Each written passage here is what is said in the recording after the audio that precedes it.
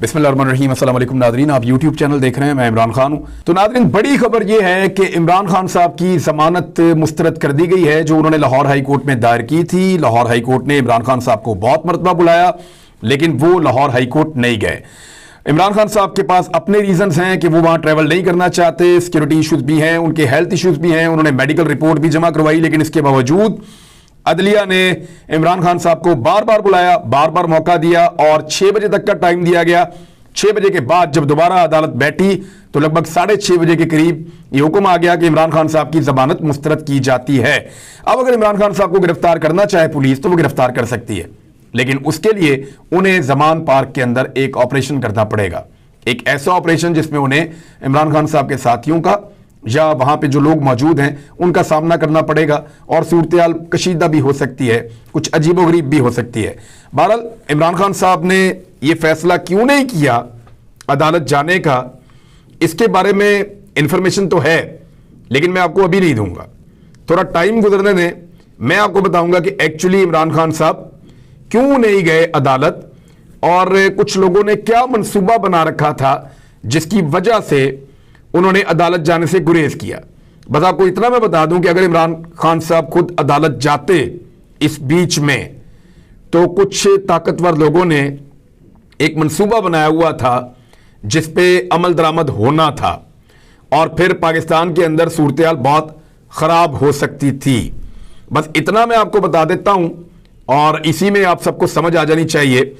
लेकिन अगर ताकतवर हल्के कोई गारंटी देते हैं सदर पाकिस्तान को, या जो अजाइम हैं उनसे यू टर्न लेते हैं और इमरान खान साहब को ये इंफॉर्मेशन पहुंचती है, तो मुमकिन है कि वो आए और आकर अपने आप को अदालत के सामने सरेंडर करें और अदालत से अपनी दरखास्त करें जमानत के लिए।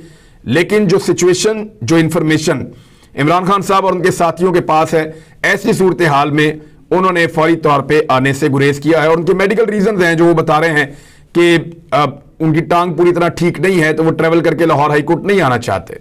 बड़ी खबर यह है कि इमरान खान साहब ने finally general retire Qamar Javed Bajwa के खिलाफ एक लेटर लिख दिया है सदर पाकिस्तान को, और उस लेटर के अंदर 4 चीजों की इमरान खान साहब ने निशानदेही की है। यह लेटर इतने आराम से हजम नहीं होगा, ये इतने आराम से आप इसको पसे पुश्त नहीं डाल सकेंगे।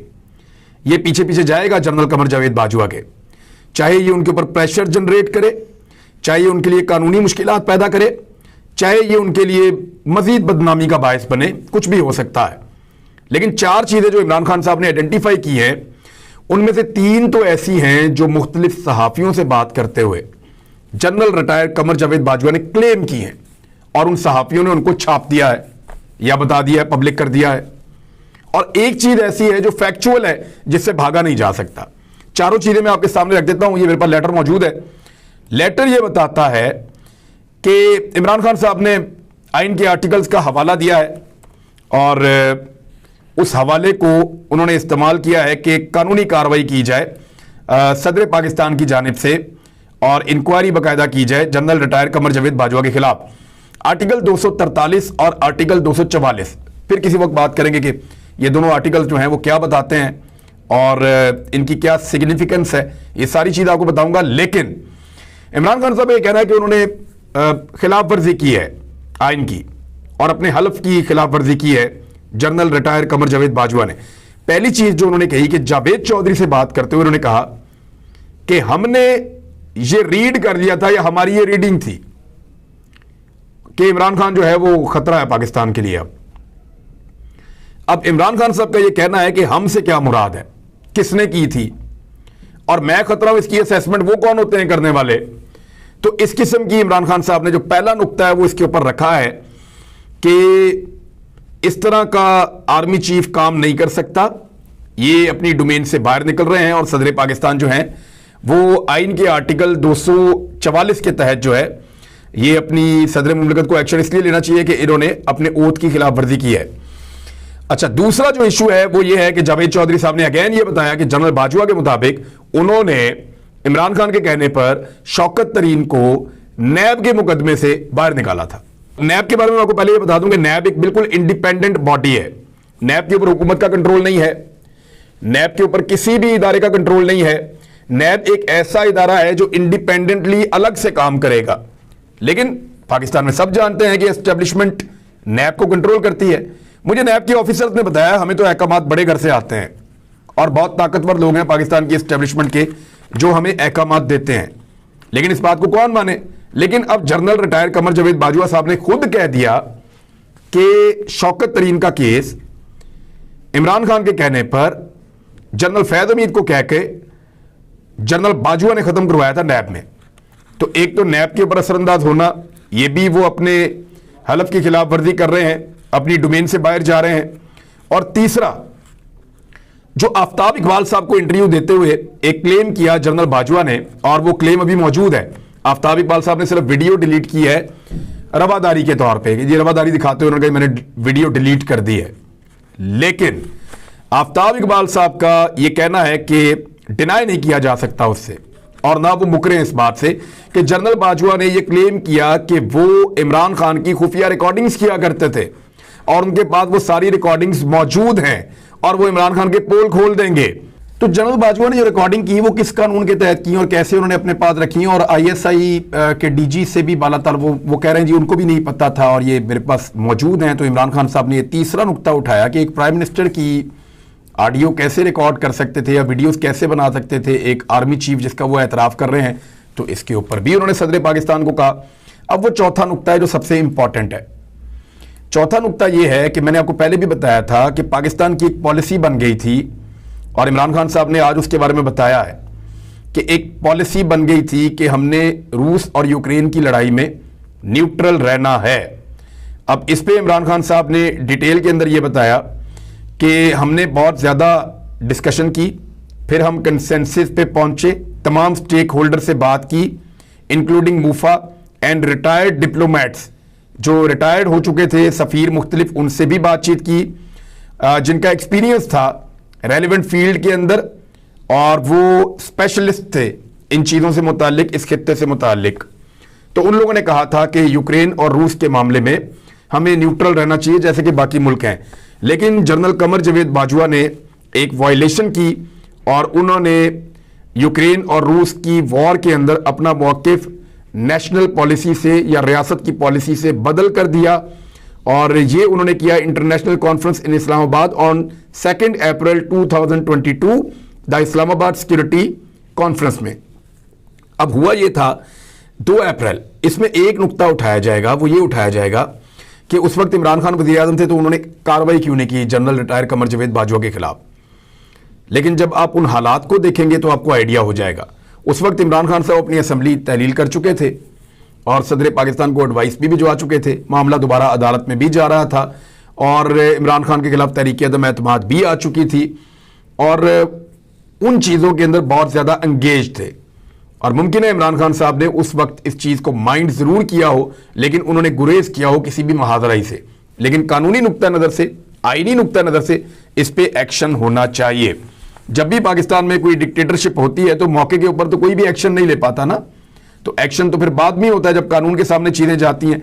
बहरहाल इन 4 चीज़ों के ऊपर इमरान खान साहब ने लेटर लिख दिया है सदर पाकिस्तान को और ये अब इतने आराम से जान छूटने वाली नहीं है। दूसरी जानिब एक और बड़ी अजीब खबर आई है और ये बहुत बड़ी खबर है कि जो चीफ इलेक्शन कमिश्नर है उन्होंने एक स्टेटमेंट दे दिया है सुप्रीम कोर्ट ऑफ पाकिस्तान में, और ये स्टेटमेंट जो है ये एक नई सूरत हाल पैदा कर चुका है। उन्होंने कहा CCPO लाहौर जो थे गुलाम महमूद डोगर, उनके तबादले के केस की समाअत हो रही थी। चीफ इलेक्शन कमिश्नर ने कहा कि कुछ बातें अदालत के सामने रखना चाहता हूं। आर्मी से सिक्योरिटी मांगी तो इनकार कर दिया गया, अदलिया से ROs मांगे तो उन्होंने इनकार कर दिया, इंतखाबात के लिए पैसा मांगा तो उससे भी इनकार कर दिया गया। सिकंदर सुल्तान राजा ने कहा कि मेरे इख्तियारात को कम किया जा रहा है। ऐसे हालात में किस तरह फ्री एंड फेयर इलेक्शन करवाए जाएं? अगर अदालत ट्रांसफर्स को फ्री इलेक्शन में रुकावट समझती है तो नहीं करेंगे।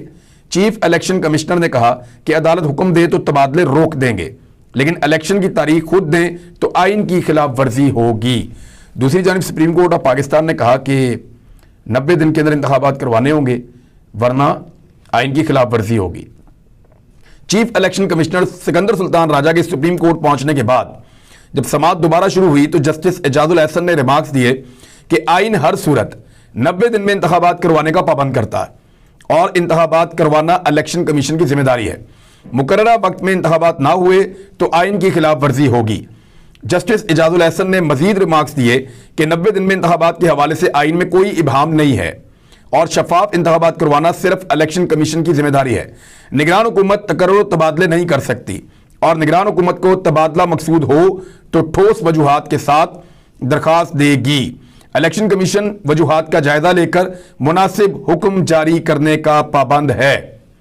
अब आपको समझ आ रही है कि एक तरफ तो अदालत ने बड़ा क्लियर कर दिया है कि 90 दिन के अंदर आपको इंतखाबात के अंदर जाना पड़ेगा और ये सारी चीजें अब सारे मिलकर इलेक्शन कमीशन के कंधों पे डाल रहे हैं।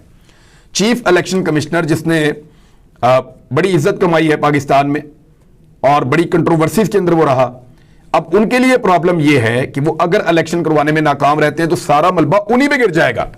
इसके बारे में कुछ ट्वीट्स भी मैंने आज देखी हैं, कुछ आईनी माहिरीन ने भी बात की है कि एस्टेब्लिशमेंट भी निकल जाएगी, पीडीएम की जमातें भी निकल जाएंगी, गवर्नर भी ये कह के निकल जाएंगे कि हमारा ये काम नहीं है। मिसाल के तौर पे जो गवर्नर पंजाब हैं उन्होंने तो स्टेटमेंट भी दे दिया है। गवर्नर पंजाब ने इलेक्शन की तारीख के ऐलान से मुतालिक सिंगल बेंच के फैसले को लाहौर हाई कोर्ट में चैलेंज किया है। दरखास्त के मुताबिक सिंगल बेंच ने इलेक्शन कमीशन को तारीख से मुतालिक गवर्नर से मुशावरत का हुक्म दिया है, लेकिन गवर्नर के पास ऐसा कोई आईनी इख्तियार नहीं है, जबकि गवर्नर ने असेंबली तहलील पर दस्तखत ही नहीं किए।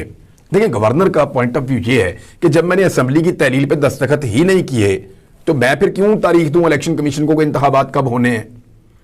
तो मामला यह है कि जब निगरान हुकूमत का हलफ लिया तो वो तो गवर्नर ने ही लिया था, प्रोसेस का हिस्सा तो वो बन गए ना। चले उन्होंने दस्तखत नहीं किए असेंबली के ऊपर, वो अपने आप को उन्होंने प्रोसेस से बाहर रहा और आईनी तौर पे असेंबली तहलील हो गई।